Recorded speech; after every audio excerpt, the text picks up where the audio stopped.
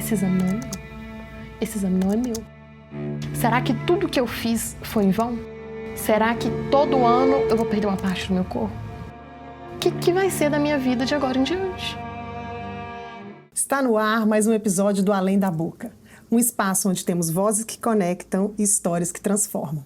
Meu nome é Lidiana Castro, sou dentista e se você ainda não é inscrito no meu canal, faça isso agora. Se inscreva, curta, comenta e compartilhe esse episódio. E não esqueça de ativar as notificações para poder ficar sempre por dentro das novidades. O episódio de hoje está emocionante. Estou recebendo aqui uma mulher de 35 anos. Ela é de Caratinga e há 3 anos enfrenta um câncer.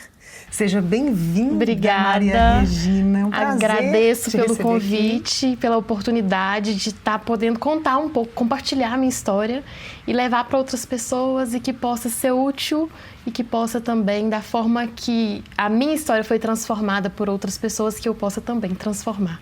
É um prazer te ter aqui, ouvir o seu depoimento, ouvir o seu relato. Mas para a gente começar, começa contando quem é a Maria. Já tô íntima, viu? Quem é a Maria? Então, eu sou Maria Regina, filha amada de um Deus poderosíssimo. Sou casada, tenho um filho, hoje com 3 anos, e eu sou católica, compartilho nas minhas redes sociais desde a pandemia, mesa posta, receitas. E a partir do meu primeiro diagnóstico de câncer, eu comecei a compartilhar também sobre essa jornada. Conta pra gente, então, da sua jornada oncológica, Maria Regina. Então, meu filho tinha 11 meses. E há algumas semanas eu estava sentindo um desconforto abdominal, gases, falta de apetite, aqueles sintomas que a gente sente e acha que é normal, que a gente vai tomando um antiácido. Tipo, comer alguma coisa e não fez digestão. Que todo mundo tem, todo mundo sente e a gente nunca acha que é alguma coisa. Né? A gente não respeita os sinais que o corpo dá. Aí eu estava sentindo isso, meu bebê muito pequeno, e eu achava que era comum. Até que uma noite eu comi um pedaço a mais de pizza. Foram 3 pedaços de pizza, que eu amo pizza. E eu senti muita cólica durante a noite. Acordei, eu tenho uma cunhada que é médica, doutora Thaisa. Mandei pra ela, falei assim, olha, eu senti muita dor durante a noite, tive um pouco de febre. E quando eu passo a mão assim, eu tô conseguindo palpar alguma coisa. Um volume que eu não sei o que é. Eu achava que era alguma coisa da gestação, como assim, sou totalmente leiga, né? Achei que era alguma coisa da gestação que eu não tinha voltado pro lugar. Aí ela me pediu um ultrassom abdominal, porque ela desconfiava de pedra na vesícula. Consegui rapidinho, né? Cidade pequena, a gente tem dessas vantagens. Fazer o ultrassom, consegui marcar para o outro dia. E quando fiz o ultrassom, com um médico que também é da família, eu cheguei e ele falou assim, Maria, você fez o preparo direitinho?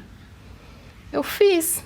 Ele então vira de lado, porque ele me virou de lado para eu não ver as imagens. E ali eu estava com uma massa pancreática de 7 centímetros. No pâncreas. No pâncreas. Foi onde tudo começou. E ali, no outro dia, eu já vim para Belo Horizonte porque assim, 7 centímetros no pâncreas tem que correr. Vão correr. Aí eu já vim para BH, repeti exames, fui atrás de biópsia, fui fazer biópsia, e atrás de cirurgião, de tudo. E em 28 dias, desde o diagnóstico, eu operei. E foi uma cirurgia assim, muito complexa, porque eu fiz... Na cirurgia, a gente descobriu que, na verdade, não era um câncer pancreático. Foi um câncer que nasceu na veia mesentérica e ele alojou o pâncreas. Então, ele entrou, né, dentro do pâncreas todo. Mas ele não começou ali, Ele não começou no pâncreas, ele começou na veia mesentérica. É um leiomiosarcoma, raríssimo. Ele nasceu na mesentérica e alojou no pâncreas. Aí, na cirurgia, eu tirei o pâncreas completo, baço, vesícula e duodeno por margem de segurança e fiz a reconstrução da veia mesentérica. Foi uma cirurgia aberta? Foi uma cirurgia aberta, 35 centímetros de abdômen aberto. E eu fiquei alguns dias no CTI, Foi uma cirurgia muito pesada, muito dolorosa. E assim, no processo desses 28 dias pré-cirúrgicos, o meu sofrimento foi pelo Rafael, meu filho, porque ele amamentava. Então eu só conseguia sofrer. Deus é tão bom que eu não a você ficha não pensei em mim. A ficha não caiu do câncer. Eu só pensava assim, meu filho. Eu lembro que eu saí do hospital, que o médico falou que eu não podia amamentar por causa do contraste. Eu fui pra farmácia desesperada, falando que leite que dá pro menino. Como é que faz uma mamadeira? Ele nunca tinha tomado uma mamadeira. Então foi bem pesado esse início. E a minha ficha caiu mesmo, que eu senti que a minha ficha caiu, quando eu acordei da cirurgia. Você já estava no CTI? Eu já estava no CTI. E que o médico veio me contar que tudo que tinha acontecido, ele tinha feito alguns desenhos prévios das possíveis possibilidades. Eu tinha muita esperança de salvar um pedaço do meu pâncreas para não ter que ficar diabética, né? Porque com isso ainda veio diabetes de brinde. Então eu tinha muita esperança. Então assim, quando eu acordei, que ele me contou, foi que minha ficha caiu. E a minha ficha caiu de uma forma que eu fiquei 4 dias muda. Sozinha, né? Porque você tem gente Não, sozinha. mas o médico deixou meu marido ficar comigo durante o dia lá. À noite, sozinha, mas durante o dia... Só que eu não conseguia conversar. Minha família entrava lá e falava assim, ela tá com raiva de mim. Eu não conseguia conversar, eu não conseguia falar. Era uma dor, assim, física e na alma. Que eu pensava assim, e agora? Eu tenho 32 anos com um filho bebê que não tem 1 ano. O que vai ser da minha vida de agora em diante? Porque era uma nova vida, começava ali. Eu não tinha ideia de como ia ser tudo. Eu fui melhorando no hospital, precisou de uma psicóloga ir lá fazer uma terapia apoio, comigo, né? Uma psicóloga tipo, externa do hospital, fazer uma terapia mais pesada comigo, que foi foi quando eu comecei, que acordei assim, eu não estava em coma, mas que eu acordei, que eu falo assim, que eu voltei a conversar. E quando eu voltei a conversar nessa noite, eu me senti curada. E eu acordei assim, curada. E durante o meu processo, várias pessoas que oravam por mim, de lugares totalmente diferentes, me entregavam o trecho da Bíblia da mulher do fluxo de sangue, que é onde ela tocou no manto de Jesus, e só dela ter tocado no manto de Jesus, ela foi curada. E as pessoas me questionavam, assim, falava assim, como você consegue ficar tão calma, que assim, antes da cirurgia, como você consegue ficar tão calma? E teve um episódio que aconteceu comigo, 3 anos antes do diagnóstico de câncer, existe uma novena que chama 9 Meses com Maria. Ela é feita por 9 meses, ela inicia 25 de março e acaba 25 de dezembro. Que ela retrata a gestação de Nossa Senhora de Jesus. E eu tinha grupos no WhatsApp, eram 5 grupos lotados, que todo dia eu mandava novena. Então, quando eu cheguei em BH e fui fazer uma ressonância, eu tinha o hábito de rezar o terço todos os dias. Eu entrei na ressonância, né, tem que ser sem nada, e eu entrei rezando o terço nas contas das mãos. Isso pra mim foi uma virada, foi muito especial. Por quê? Eu rezando o terço nas contas das mãos. E no meio do terço, eu falo assim, eu acho que eu tive um encontro com Jesus. E eu falei, meu Deus, o que tá acontecendo comigo? Meu filho, eu tenho um filho muito pequeno para criar, o que tá acontecendo? E muito nitidamente, eu vi Deus sentado num trono. E Deus falou comigo assim, calma, minha filha, eu não quero você aqui agora, não. Lá na frente você vai entender, mas pode ficar tranquila. O processo é doloroso, mas você vai suportar, eu não quero você aqui agora. E isso me deu uma tranquilidade e uma serenidade, que o que me desesperava nesse primeiro momento era ver minha família sofrer, os meus amigos sofrerem. Não eu, entendeu? Eu conseguia sentir paz, o sofrimento deles me causava sofrimento. E eu saí do hospital, fui reagindo bem no hospital da cirurgia. E no dia da alta, eu já tinha o resultado da biópsia e o meu cirurgião falou assim, você tá curada, agora você vai procurar um oncologista para você seguir fazendo esse controle, esse acompanhamento e... Vida que segue. Vida que segue. E eu saí assim, feliz demais. Falei assim, tô diabética, tô toda assim, toda cortada, com dor, vou aprender readaptar, mas se eu tô curada, tá tudo bem. foi quando eu cheguei na minha oncologista, que é a doutora Samira. De Caratinga? De Caratinga. Ela vendo as minhas biópsias e vendo tudo, ela falou assim, Maria, tem alguma coisa muito, muito estranha. Isso que aconteceu com você é muito raro. A gente tem que estudar isso. Não é comum.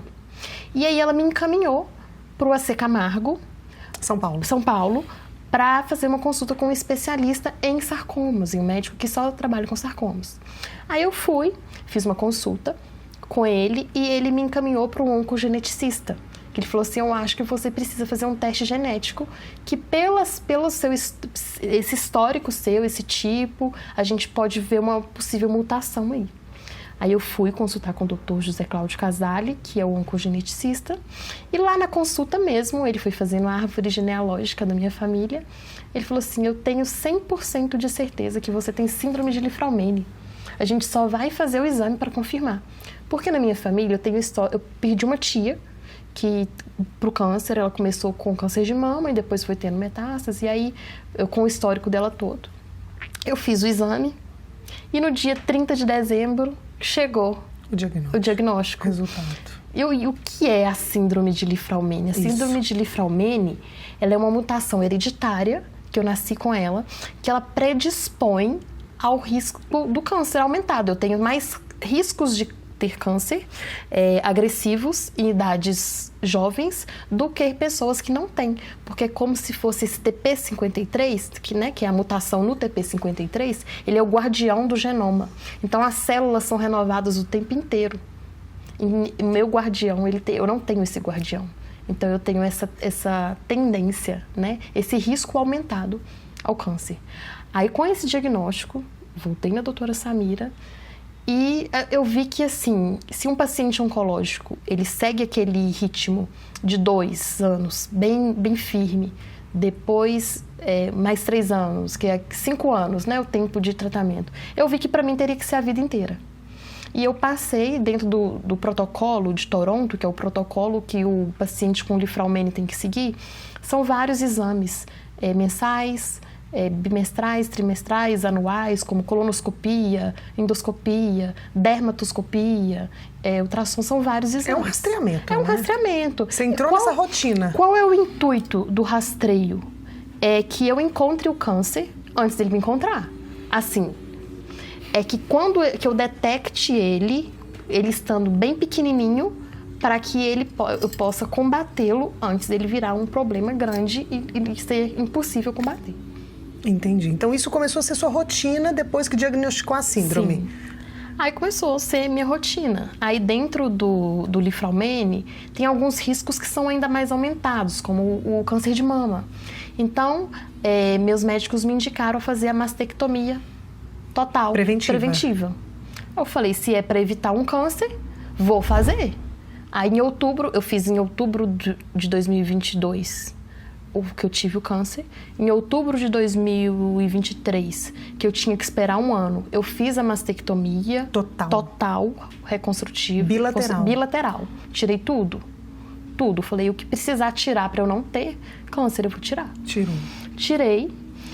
2024 foi um ano muito feliz, que foi um ano de controle, de rastreio e sem nenhuma alteração. Nisso, eu mudei completamente meu estilo de vida. Eu mudei minha alimentação, além por causa da diabetes, também por causa do câncer, assim, alimentos mais naturais. Começou a se alimentar de uma forma mais saudável. Forma muito mais saudável. E assim, atividade física, eu fui vendo como a atividade física, ela é fundamental e ela é importante. Ela faz toda a diferença. E antes eu era sedentária. Então eu comecei assim, a ter muita disciplina. E eu sempre compartilhei muito essa disciplina minha na alimentação, nas atividades físicas. Aí, em 2024, muito feliz, quando eu fui fazer o primeiro exame de rastreio pós 2 anos, eu tive uma metástase no fígado. Esse ano? Em 2025. Uma metástase no fígado. Te falo que aquele diagnóstico para mim doeu mais que o primeiro. Eu senti assim, onde eu errei? Será que tudo que eu fiz foi em vão? Será que todo ano eu vou perder uma parte do meu corpo? E agora? Eu vou viver isso o resto da minha vida? E foi assim, desesperador, mas como dentro do rastreio, ele estava muito pequeno. Ele estava assim, com menos de 1 centímetro. Então eu consegui, e local, só no fígado, eu consegui fazer um procedimento que chama termoablação, que é um procedimento que no outro dia eu estava de alta, ele não é invasivo, ele entrou com uma... não é uma agulha, eu não sei o nome do instrumento, e cauterizou. O nódulo virou uma necrose. E acabou. Aí, tipo assim, era só um ponto, tudo bem. Isso foi em março. Eu operei um dia, fiz esse procedimento, né? Um dia antes do meu aniversário. Eu brinco que Deus, ele me permite viver as coisas em datas. Eu acho que para ficar marcado. Porque a minha cirurgia, a primeira, quando eu fui fazer, o médico queria operar rápido e meu filho fazia 1 aninho dia 30 de outubro. Aí ele queria marcar, tipo, pro dia 24. Eu falei assim, ele perguntou se eu queria alguma coisa. Eu falei assim, eu só tenho um pedido. Deixa eu passar o aniversário do meu filho com ele. Então nós vamos fazer dia 31. O aniversário do meu filho foi dia 30. Eu só queria passar. Porque eu não sabia como seria. Eu só queria passar o primeiro aniversário dele com ele. Eu tava com a festa de aniversário dele pronta. Programada. Toda programada. Eu fiz todos os meus aniversários dele. Depois eu entendi, assim, como Deus é tão cuidadoso em detalhes. Eu fiz todos os meus aniversários. Tem gente que fala, né, mas que bobeira fazer meu aniversário. Eu fiz todos. E na segunda-feira, após o de 11 meses, eu descobri. E não consegui fazer o aniversário dele de 1 ano. Minhas amigas se juntaram, fizeram uma festa surpresa para ele de 1 ano, que eu tava lá. E essa segunda do fígado foi um dia antes do meu aniversário. E depois do fígado, a gente voltou a consultar com a minha oncologista e com o oncogeneticista de São Paulo. As nossas consultas começaram a ser coletivas. Eu ia no consultório dela e ele entrava em chamada de vídeo. Então, as nossas consultas eram sempre nós 3. Né, para tipo assim, um total acordo. E eu sempre gostei de saber tudo. Os meus médicos sempre foram muito transparentes comigo. Você deu essa abertura, né? Eu sempre gostei de saber tudo. O que eu tinha, quais eram as possibilidades, o que eu podia... Eu sempre quis saber, eu sempre quero saber o que eu posso fazer para ajudar. Como eu faço a minha parte para contribuir tudo que eles estão fazendo, que eu sei que eles estão dando o máximo. O que eu posso fazer para dar o meu máximo também? E aí a gente optou, fiz mais exames, analisando o tumor, para ver qual o comportamento do tumor. E a gente optou, naquele momento do fígado, por não fazer nenhuma terapia. Porque até então eu não tinha feito quimioterapia, porque a quimioterapia para sarcomas, até então, ela era... Os estudos, assim, os benefícios eram muito poucos para uma agressividade da toxicidade muito alta. Então não fazia sentido eu fazer, principalmente nos nódulos pontuais. Tipo assim, eu vou lá, tiro, resolvo o problema. Quando foi em junho, eu comecei a sentir, a palpar uma coisa de novo. Assim, bem em cima do fígado. Eu fiquei desesperada. Minha oncologista ficou desesperada. Vai eu antecipar a ressonância para fazer. E eu faço ressonância com a mesma médica aqui em Belo Horizonte desde da pré-cirurgia. Então, ela tem todo o meu histórico, ela que acompanha toda a minha evolução. Ela fala assim, ó, esse paciente aqui eu já conheço, então eu sei onde eu devo observar. Uhum. E assim, eu não conhecia ela pessoalmente, eu nunca tinha visto ela, que é ressonância, né? Ela fica lá na cabine, eu nunca tinha visto. Nesse dia que eu vim fazer esse exame para ver esse nódulo que tava conseguindo sentir, acabei o exame. A secretária vem e fala assim, a doutora Luciana quer falar com você. Aqui, eu desabei só dela falar isso. Quando eu entrei, ela me entrou na cabine, se apresentou e tudo, falou assim, olha, eu tenho 2 coisas para te falar. A primeira é que isso que você está sentindo não é nada. Isso é apenas um processo inflamatório que o procedimento nos fígados deixou, assim. E isso pode aumentar, pode diminuir, pode acabar com o tempo, ou pode ficar aí, mas isso não é nada. Isso você não precisa se preocupar. Mas, do nosso último exame, eu tô preocupada com o seu rim. Eu te indico procurar um urologista. Porque a gente teve um leve crescimento do nódulozinho que eu tava acompanhando no rim. E você não sabia desse nódulozinho? Ela não tinha te falado? Não, tava lá nas ressonâncias, mas era tipo assim... Um achado. Aquele achado que fala, eles escrevem assim, sugere acompanhamento. Nada que tinha sido observado ainda para biopsiar Então. Ela falou assim, você vai no seu cirurgião hoje, que é o doutor Alexandre, que ele é amigo dela? Eu falei, vou. Ela falou assim, quando você chegar lá, faz um favor pra mim. Quando você chegar lá, você pede ele pra me ligar.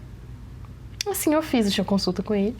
Cheguei, ele viu o exame na tela dele, não viu nada demais, e a preocupação dele era com o fígado, né? Viu que estava tudo certo. Eu falei assim, ela viu alguma coisa no rim. Ele foi abrir e falou assim, eu não tô vendo nada aqui, mas vou ligar pra ela. E ele é muito sereno, muito calmo, muito tranquilo.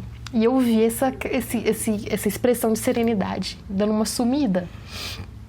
E ele só ouvindo ela falar, e dando zoom na tela. E eu lá, sentada, sozinha. Sozinha, eu e ele. Porque se a gente já tem uma afinidade, eu já vou nas consultas com ele sozinha. Ficou muito marcado pra mim uma frase que ele falou assim, pra ela. Eu sou especialista em resolver problemas. Aquilo eu falei, tô encrencada mais uma vez. Só que eu não sabia o quanto. Vim pra casa, aí já foi aquela loucura pra procurar urologista, pra fazer biópsia. Aí agendei uma biópsia do rim, só que eu marco meus exames no início do ano. Eu tinha uma ressonância do corpo inteiro já agendada para uma sexta-feira. Falei assim, vou aproveitar que eu vou para BH e vou marcar a biópsia na segunda, se tiver vaga, que eu já passo o fim de semana lá e faço tudo. Fiz a ressonância de corpo inteiro, que já estava agendada, sem preocupação nenhuma. Fiz a biópsia do rim, que ficou pronta em 24 horas, e a biópsia do rim mostrou uma segunda metástase no rim. Nisso a gente já entrou naquela loucura.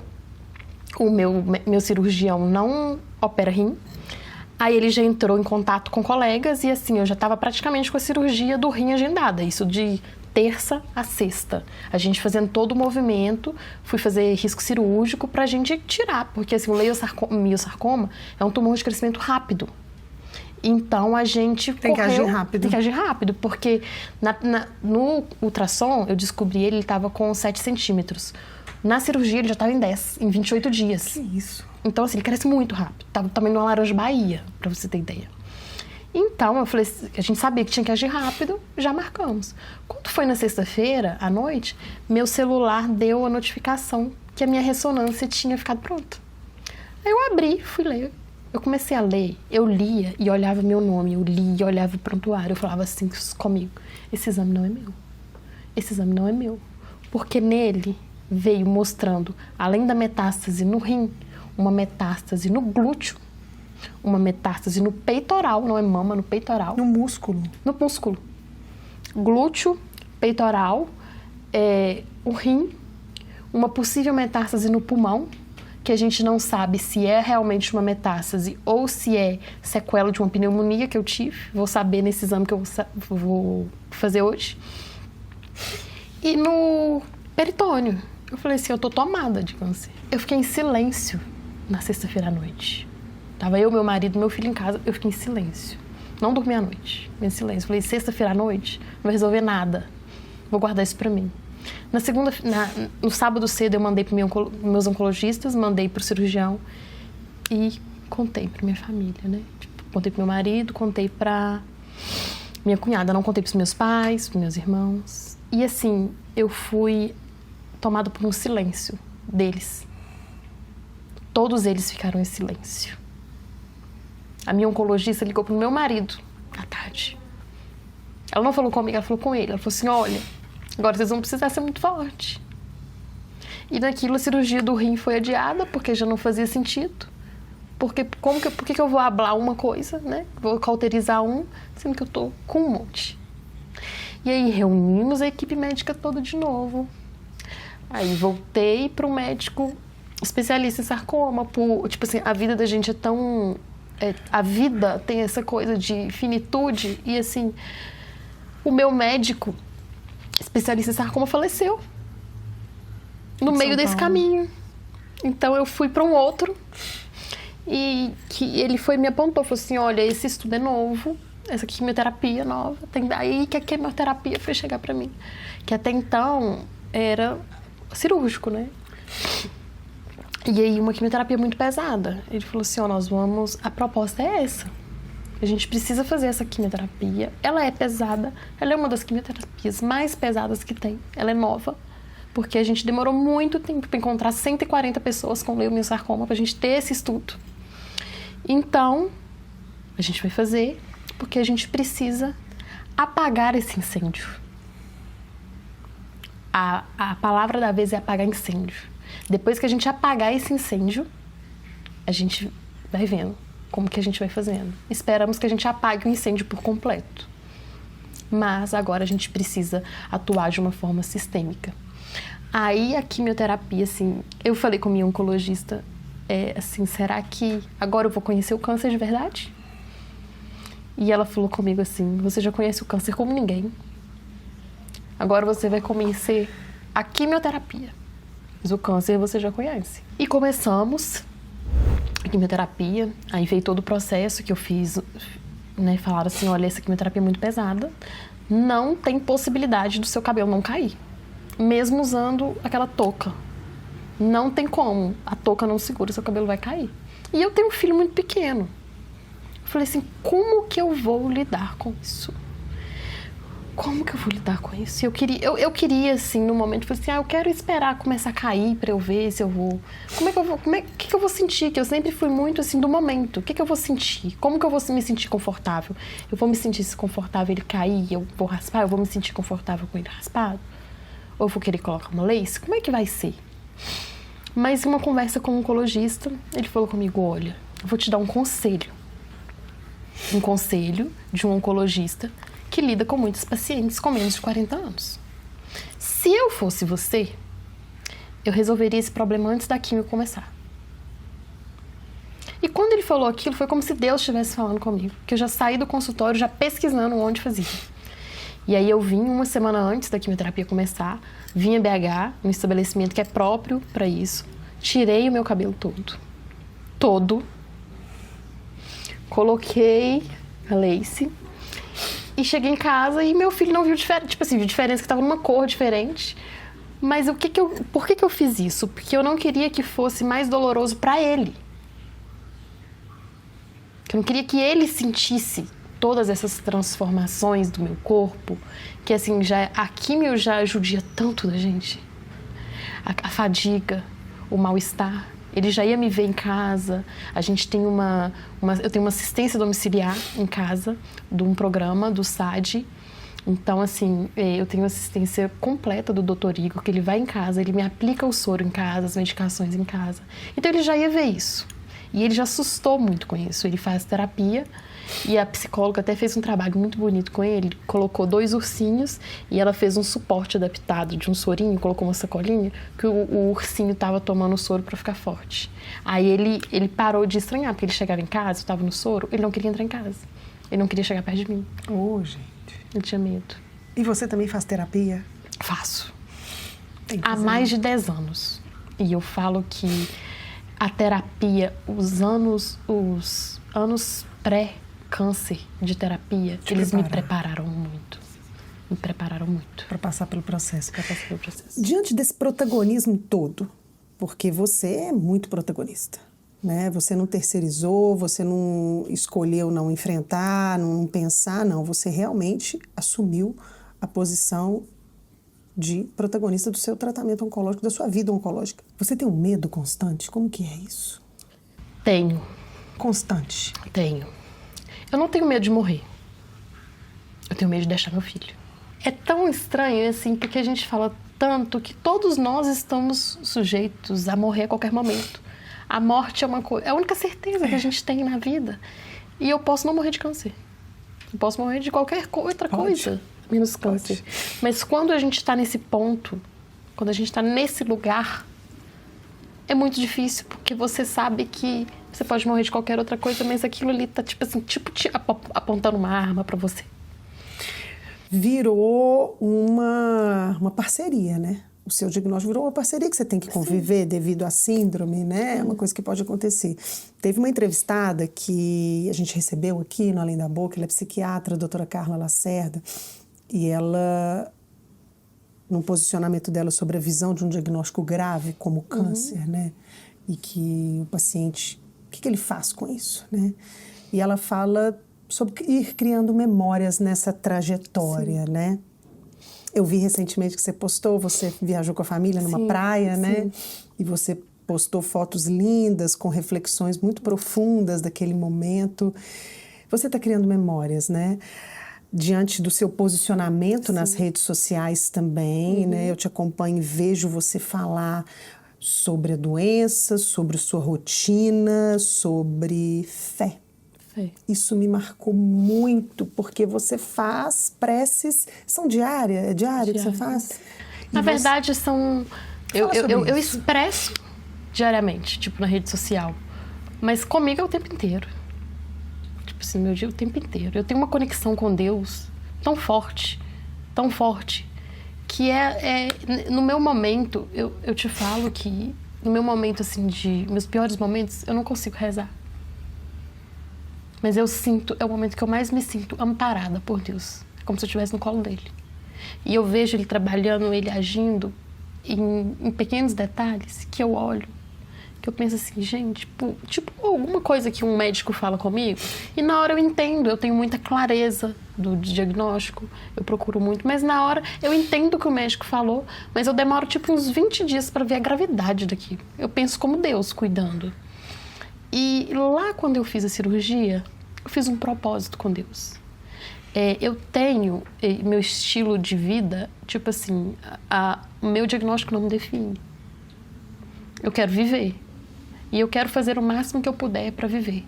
E esse compromisso eu fiz com Deus, porque o meu cirurgião falou que numa escala de 0 a 10 de complexibilidade, a minha cirurgia foi 13.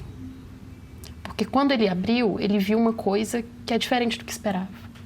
E ele já tinha experiência de fazer essa cirurgia, mas ele nunca tinha feito na veia mesentérica. Então, tipo assim, foi tudo ali no bloco cirúrgico.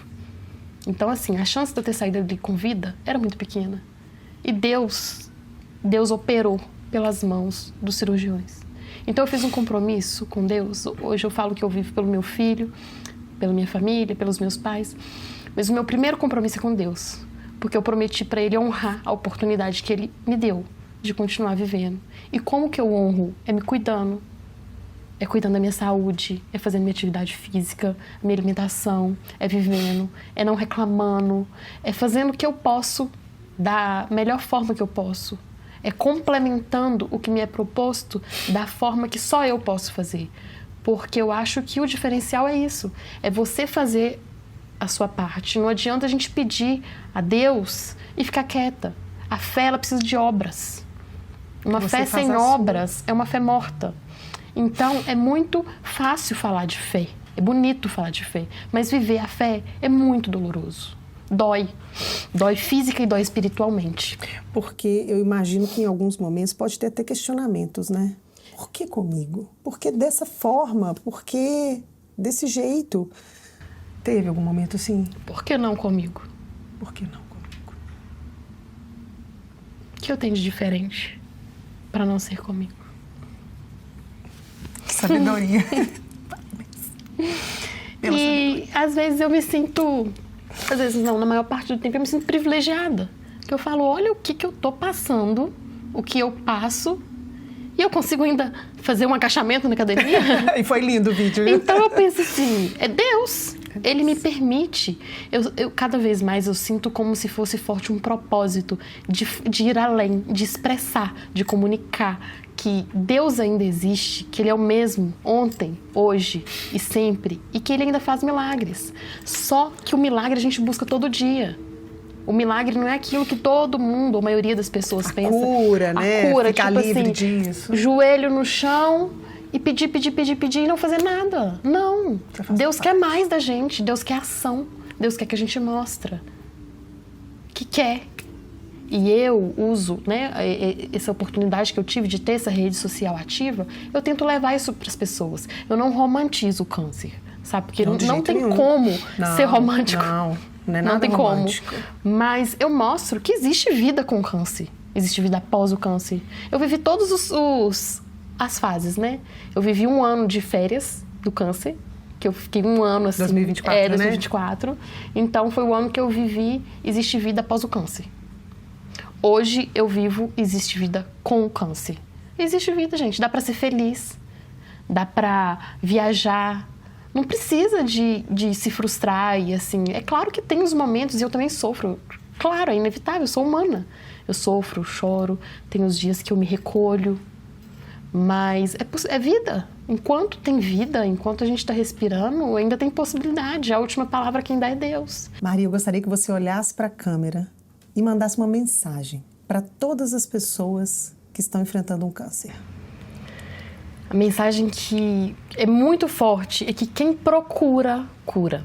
As pessoas têm o hábito de falar que quem procura acha. Ah, não vou fazer exame porque se eu fizer eu vou achar. Gente, quando se fala em câncer, o diagnóstico, quanto antes você tiver, maior são as possibilidades de cura. E com câncer a gente não se brinca. Um dia com câncer é muito tempo. Então, quem procura, cura. Então, sentiu algum desconforto, seja onde for, não é normal passar mal. Não normalize sintomas. O corpo dá sintomas, o corpo fala com a gente. Então, fiquem atentos, façam um check-up anual, façam um rastreio, tenham um médico de confiança.